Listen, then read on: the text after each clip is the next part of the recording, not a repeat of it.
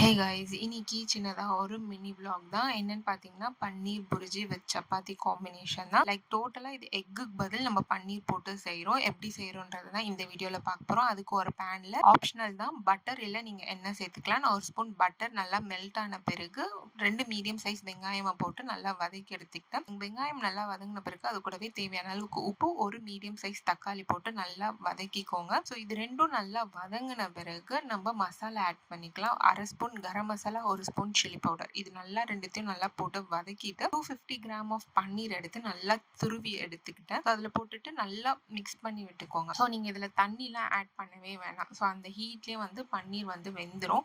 லாஸ்ட்டில் வந்து ஒரு ஆஃப் லெமனை வந்து நல்லா ஸ்க்வீஸ் பண்ணி விட்டீங்க அப்படின்னா அப்புறம் ஒரு பன்னீர் புரிஜி வந்து ரெடி ஆகிடும். ஸோ இதை வந்து நீங்கள் சின்ன பசங்களுக்கு ஒரு ரோலாக கூட செஞ்சு தரலாம் ஸ்நாக்ஸுக்கு. நான் வந்து அன்றைக்கி நைட் டின்னருக்கு சப்பாத்தியோட வச்சு சாப்பிட்டேன். அட்டகாசமாக இருந்துச்சு. நீங்களும் இதை ட்ரை பண்ணி பார்த்துட்டு எப்படி இருக்குன்றதை கமெண்ட் பண்ணுங்கள். இந்த வீடியோ உங்களுக்கு பிடிச்சா மறக்காமல் லைக் பண்ணி ஷேர் பண்ணி சப்ஸ்கிரைப் பண்ணுங்கள்.